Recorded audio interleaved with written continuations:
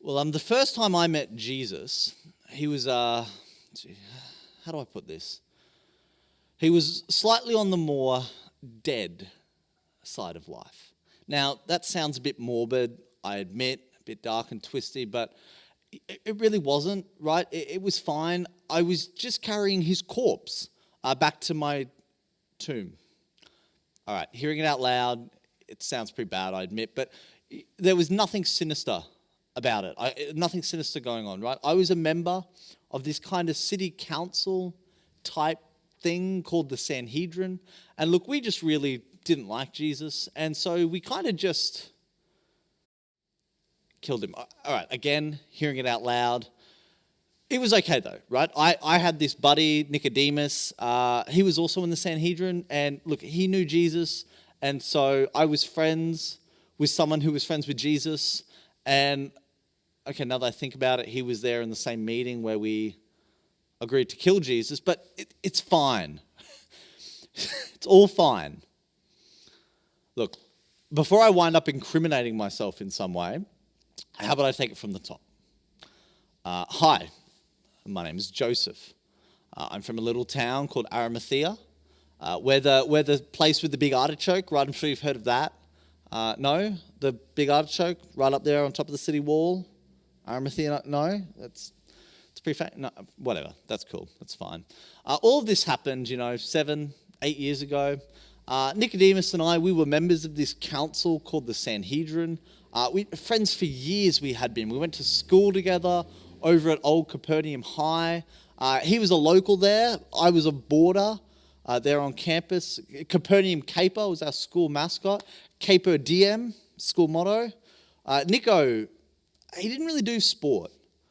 Wasn't really the outdoorsy kind of guy. More of a beanbag jockey, couch spectator. Eat all the chips at the school formal kind of guy. But super brainsy, right? I mean, he could do arithmetic in his head in a second, which was really annoying because, all the other kids would tease me because I was from Arimathea and I was no good at arithmetic, and they thought there should be some correlation between the two. They were slow days on the old playground.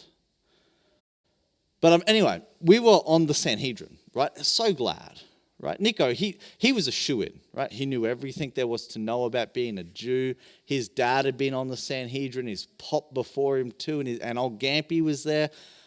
They were this kind of Sanhedrin legacy family kind of thing. They're even part of this kind of more exclusive group called the Pharisees, right? The hardcore boys, the clever as could be. But, me, I was the kid from Arimathea. I didn't know arithmetic. But, on Nicodemus's recommendation, they accepted me into the Sanhedrin. And gosh, my family was so proud. They weren't the most cultured or the most religious folks, my family, right? We didn't always go to synagogue. Dad bumbled his way through the daily prayers if we did them at all. He was a blacksmith, Dad was. He was good with his hands and made pretty good money too, but not the sharpest guy around. He thought that most things could be fixed with a pretty good hit from a hammer. And so when I was accepted into the Sanhedrin, the religious city council of really not just the actual city of Jerusalem, but the council of all of Israel, the council of elders. I just had to leave the nest and move to the big smoke, move to ye old Jerusalem. Nico, he and his family lived up in Galilee. It was a day or two north of Jerusalem. And so we really only saw each other for the big Jewish festivals and for the dull bi-weekly Sanhedrin meetings. Nico, he loved those stupid meetings. He was the treasurer. And gosh, didn't he love giving his damn report every fortnight? You know what treasurers can be like, right? Gosh, he was such a stickler for things like insurance and safety nets and being prepared for the worst. Let me give you an example. As soon as I arrived in Jerusalem, Nico insisted that I go and buy a tomb, right? Seriously, I was 29, in good health. I jogged, no arrhythmias in my Arimathean heart. There were no pandemics going on. COVID-19 wasn't even a thing yet. No quarantines. I was fine. And yet Nico insisted that I go and buy a tomb right away. I mean, seriously, he hurried me off so quickly to get this tomb that I hadn't even found a place to rent yet. I had to live in my own tomb for a month because I had a tomb before I even had a place to live. Listen to that again. I had a place to be dead before I had a place to be alive. You know how many psychologists I had to see after that? Anyway, right, so I'd been in Jerusalem for about 3 years when the whole Jesus thing came to a head. And you have to remember, I was not from a super good Jewish family. Dad was more interested in following the local chariot team than singing the Psalms with us. And so I didn't know a whole heap about Yahweh and Moses' law and the temple and all that kind of stuff. I knew the party lines. And gosh, I was in the library day in, day out, studying and learning and reading because I wanted to come up to speed with this new crew I was in. But I hadn't yet been around long enough to sense the tides, the push and pull of things, you know. Anyway, I knew that most everyone on the council was pretty opposed to this Jesus fella, but I couldn't exactly put my finger on why. I still remember the first time I heard his name. It was a stinking hot day and it was a super long, particularly dull council meeting. There were a bunch of our members who had come down from Capernaum with a report about something that had happened in the synagogue the Sabbath before. Jesus had healed some guy's hand that was all messed up and shriveled or something, and they were very concerned about it. And everyone else in the meeting seemed pretty antsy as well. I was new at this point. I'd only been around for a couple of months, and so I didn't really know what was going on. Nicodemus had come down from his place for the night, and he was staying with me because of the meeting. And so I asked him about it afterwards. Now, Nico, he got it, right? He was the Pharisee, remember? He was the teacher. And so he explained it all to me. He said the problem was that Jesus was breaking God's law by healing on the Sabbath. And more than that, that he was actually teaching other people to break God's law by telling them to eat food on the Sabbath or pick grain on the Sabbath or to take up their mats on the Sabbath or whatever it was. And Jesus wasn't worried about people even washing themselves properly. But the most important thing that Nicodemus told me, the thing that he and the rest of the Sanhedrin were really worried about, was that if they allowed Jesus to continue to break God's law by teaching people to do stuff on the Sabbath and by breaking the Sabbath himself, they were worried that if they tolerated his transgressions, that if they weren't zealous for God's law, they were worried that God was going to become cross with us, that he might get angry and get all judgy. You know, and everyone on the council was worried that because of Jesus and because of Jesus' sin and because of his false teaching and because of the way he was breaking the Sabbath, that God might send the Romans to destroy our temple, to destroy us. And so Nicodemus explained that that's why everyone was so panicky. But I wasn't so sure. Maybe it was just because I wasn't as switched on or as educated as Nicodemus, but Jesus seemed to me to be a nice enough guy. The people certainly loved him. Okay, yeah, he was a bit unorthodox, I'll admit, hanging out with prostitutes and tax collectors, reaching out and touching lepers and sick people. But man, besides all that, you should have even heard the rumors that were doing the rounds about him. You know, there were lots of stories about the kinds of people he had healed. Lots of stories about the demons he'd cast out. But a number of these stories were pretty tame. There were a few rumors, a few stories that were pretty juicy. One time, so the story goes, he walked across the Sea of Galilee. Right? Just casually took a stroll across the 13-kilometer wide, the hundreds of meters deep lake. There was another rumor that one day he was in the boat on the Sea of Galilee. Most of his followers were kind of simple folk, fishermen mainly, and so he was in one of their boats. And this big storm came up, as it does, and he told the storm to stop. The same way that I might tell a 2-year-old to stop. And the story goes that the storm listened. There was another rumor, and this one is wild, right? And I think somewhere it kind of got muddled up along the way because I kind of heard it in two different ways. Apparently there was this dead kid Now, one of the stories, it was a boy who was being carried out of town on this kind of funeral procession thing. And in the other version, it was a girl who was up in her bedroom or something. But, heck, Jesus told the kids to come back to life. And like a kid listening to a parent, like a storm listening to him, they did. I mean, someone who can do stuff like that, someone who can stop storms and walk on water and tell dead people to wake up, is that really somebody who's breaking God's law? Is that really the kind of person that God would punish us for, that God would destroy us for as a nation if we tolerate him or harbor him? I mean, anyway, right? I wasn't as in the know as some other folks. But I mean, look, with all these rumors flying around and the tensions and the concerns about him, when he came to town, it must have been 2 and a bit years later, maybe 2.5 years later, right before the Passover it was, he came into town and he started doing things in the temple, right?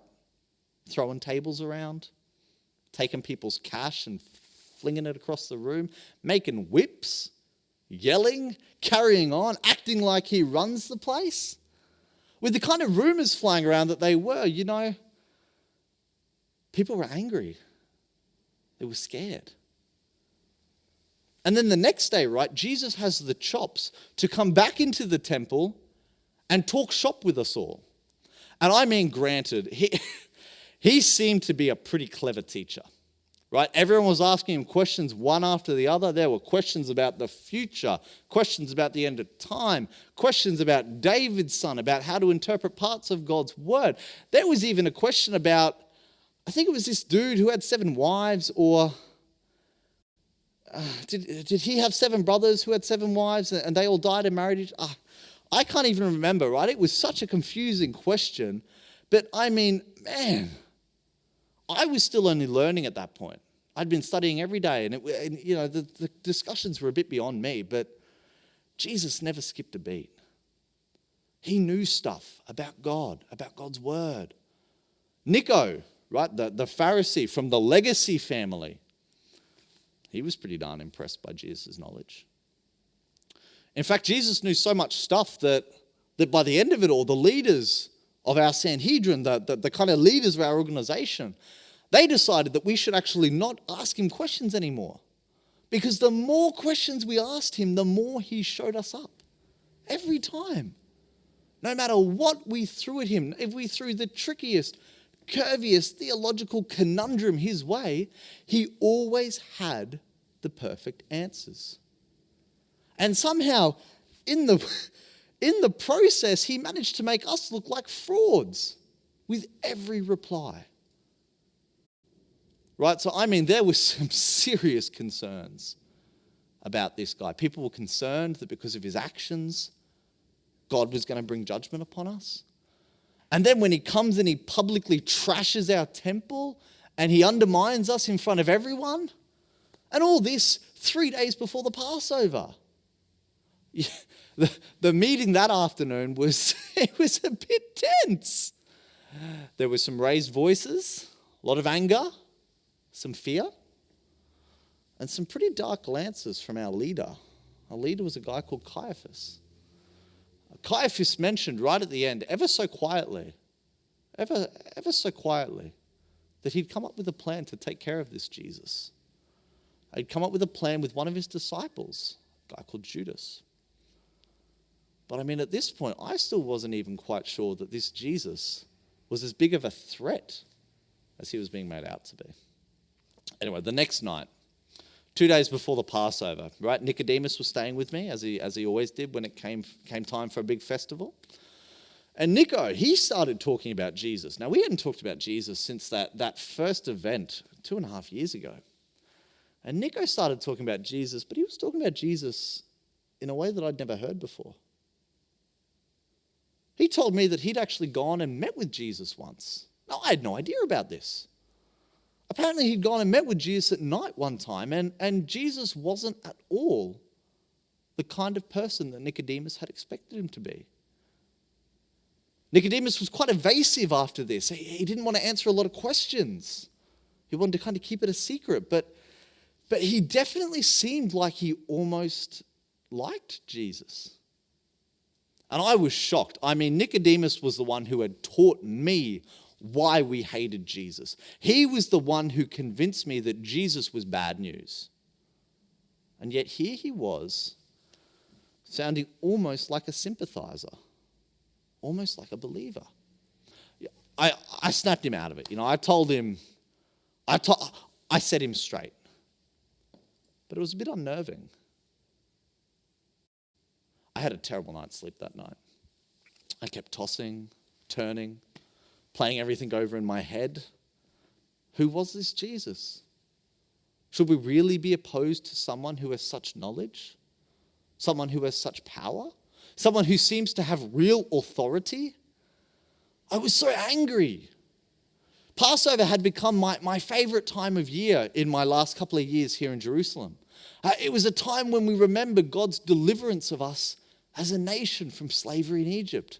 And it was also a time when we anticipated God's coming deliverance of us as a nation. We anticipated that God was going to come and save us one day and bring us into freedom. It was an exciting time, a precious time, a treasured time. And yet here I was, struggling for sleep. Not because of my excitement and anticipation, but because of the conflict brewing over this Jesus character, both amongst the Sanhedrin, but also in my heart. The next day, though, was calm. Jesus and his disciples came into the city that afternoon, but they didn't go into the temple. They didn't cause any trouble. They just checked into a hotel, went upstairs and had dinner together. Nicodemus went out that evening for a walk, which was good actually. It kind of left me alone to contemplate the whole situation. I was alone with my thoughts and my troubles about Jesus. The next day was the day of preparation for the Passover. Now, Nico and I, we'd already chosen our lamb to slaughter for the Passover, and it was such an exciting time. And yet my sleep was still restless the night before. At some point, I heard Nicodemus come running and crashing into the house. For some reason, I thought that he was naked, but I must have dreamt that one. That wouldn't have happened. But then later I was awoken by Nicodemus. And when I opened my eyes, I realized that he was already dressed. I looked at the window, it was still dark. Nico told me that there was a messenger at the door. And he was saying that the council had been convened. And so bleary-eyed and confused, I got out of bed and got dressed. We stumbled our way through the deserted streets in the light of the moon. But when we got to the meeting room, our weariness was driven from us immediately. There, in the middle of the room, tied and with black eyes from where he'd already been punched and assaulted by the guards, stood this Jesus. The events of that morning are kind of a blur now, to be honest. Caiaphas filled us in on how he'd captured Jesus and how he intended to take Jesus to his father Annas' house for a thorough going over, before there was to be an official trial held before the entire Sanhedrin. But Caiaphas assured us that this trial would end favorably because he had already organized false witnesses to testify against him. And so in the trial, a few hours later, on the basis of the testimony of these witnesses, just as Caiaphas had arranged, the council voted that Jesus ought to be executed. And so we delivered him to the Romans.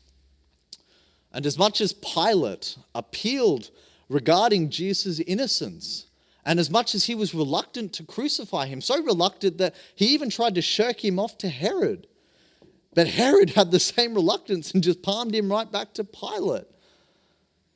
And Pilate, though, eventually just caved under the political pressure that Caiaphas and the other members of the Sanhedrin were able to apply.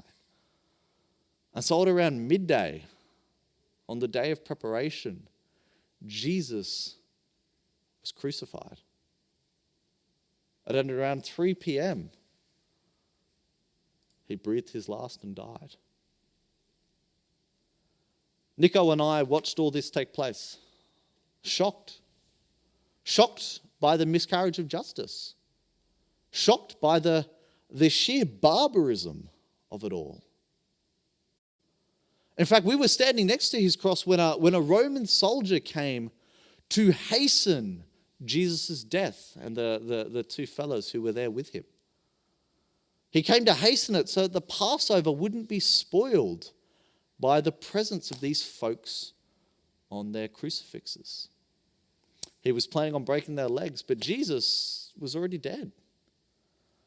Barbarically, though, instead of walking away because Jesus was already dead, he stabbed a spear into Jesus' side. And Nicodemus and I watched as the water and the blood flowed out of his body. After that, the wailing began.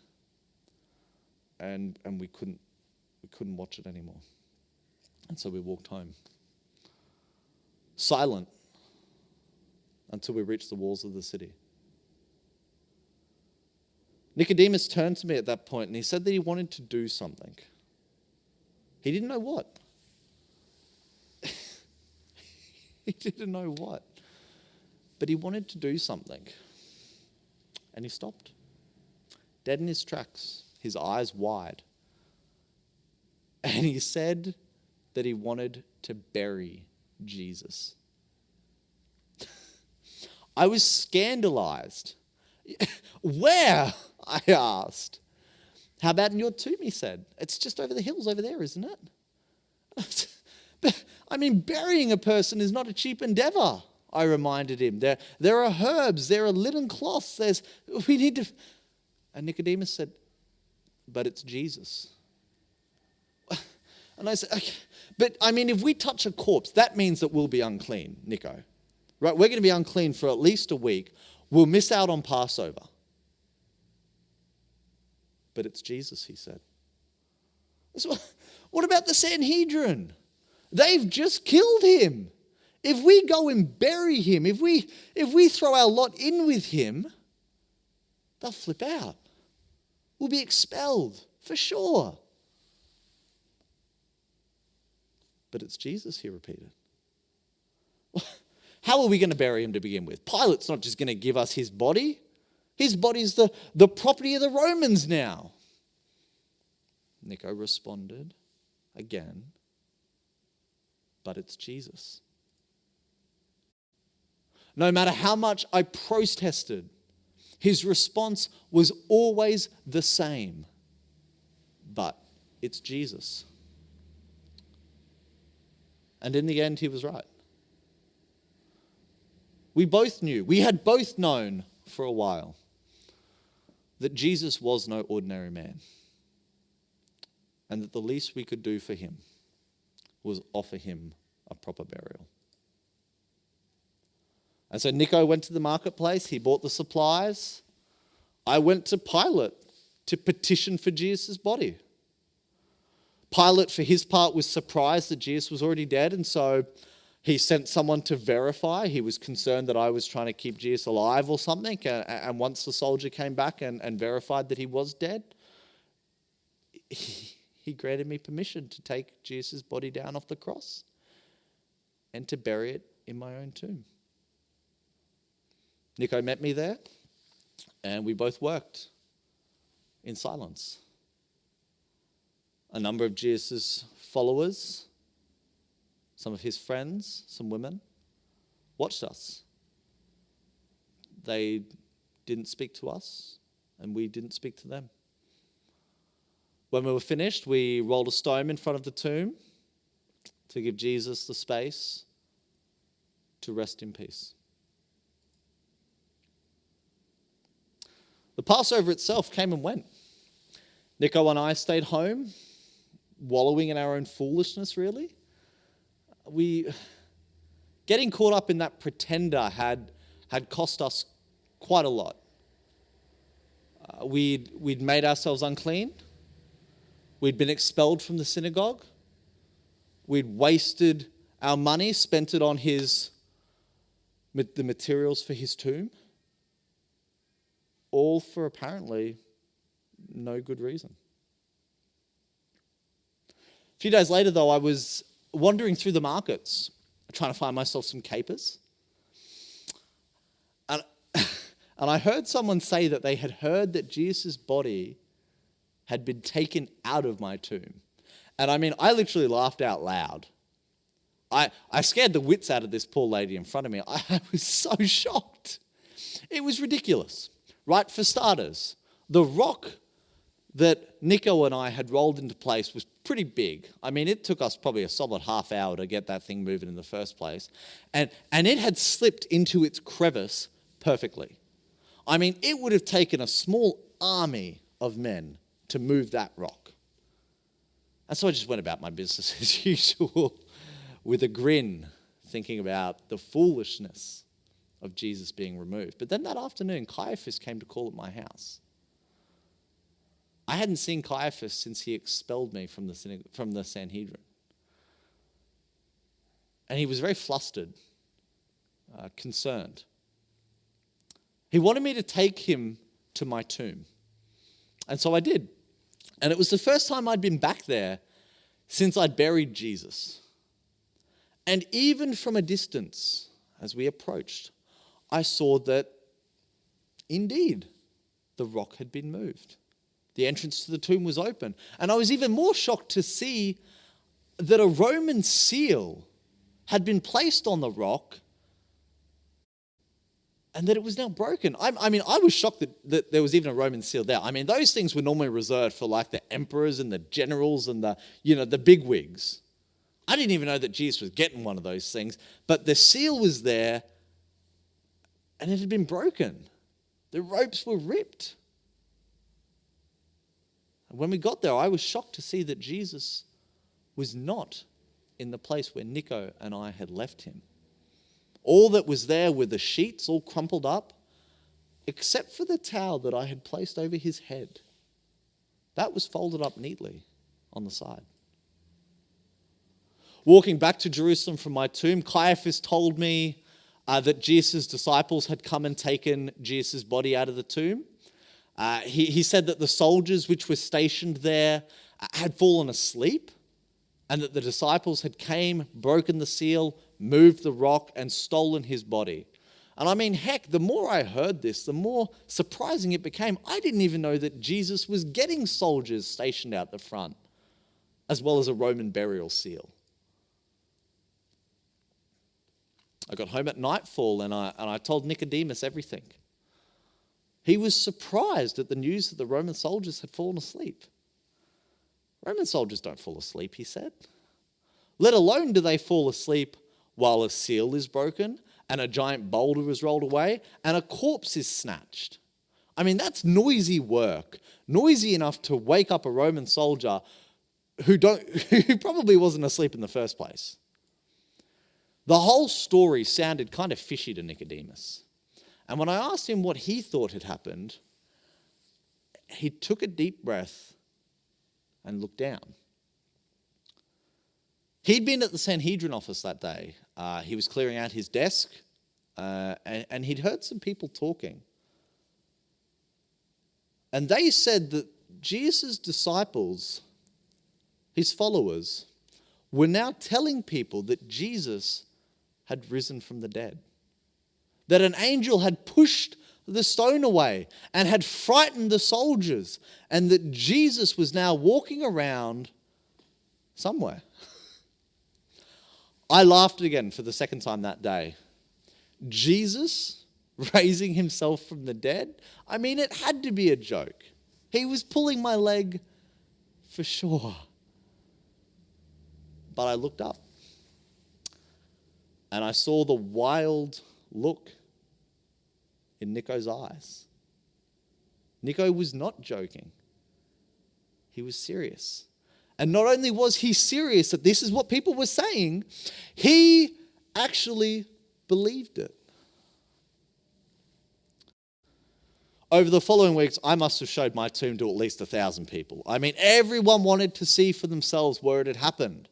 Whole bunch of people thought that everyone was just being silly, that they got the tomb wrong, that they'd lost it or got messed up on the way. And so I was able to soon set them straight. I was able to show them that this is the tomb that Nicodemus had made me buy. This was the tomb where I'd lived for a month. I knew where my tomb was, and I know where I buried Jesus, and here it is. Every time when I went to that tomb, I had flashbacks of burying Jesus, of wrapping his body in linen. I remembered just how dead he really was. The Romans knew what they were doing. He wasn't just unconscious or something. He hadn't just swooned. He was dead with a giant spear wound in his side, to be sure. And even if he wasn't dead, I thought to myself, his injuries were at least so severe that there was no way he was moving that boulder on his own. There was no way he was fighting off two fully armed and trained Roman soldiers and then wandering off into the countryside without seeking any medical attention at all. There was no way Jesus could have gotten out of there on his own. And so the more I thought about it, the more I thought about how preposterous the entire situation seemed. And the more and more that people were asking questions about that official story, about the sleepy Praetorians guarding the tomb, the more I considered how remarkably Jesus' followers had changed. Before the whole thing happened, they were pretty afraid, pretty timid, especially that Peter fellow. I remember the night that Jesus was arrested, he was genuinely afraid of Julia. Julia was our 14-year-old intern over at the Sanhedrin, and the night that Jesus was arrested, she was out getting coffee for everyone. She was delivering memos, and Peter ran away from her. This is Julia we're talking about. And yet I just heard that he and another fellow called John had just spent a night in Sanhedrin prison because they were preaching that Jesus had risen from the dead. What a change from scared of Julia Peter, scared of the intern Peter, to standing up to the council of elders. The more I considered how ridiculous the situation was, it seemed that the most likely scenario, the one that would account for all of this, was that Jesus really had risen from the dead. As ridiculous as it seemed. But if that was the case, then it means that Jesus really was who he claimed to be. You asked me at the beginning of this meeting when I had first met Jesus. And the truth is, I first met Jesus when he was dead. I carried him in my arms to my own tomb, because a council that I was a member of had made a decision to kill him. I first met him when he was dead, properly dead. But oddly enough, I think that he's alive now. And I don't quite know how to say this, but I would like to get to know him. I would like to get to know what he's like. I would like to meet him, if that's at all possible. Could you perhaps introduce me?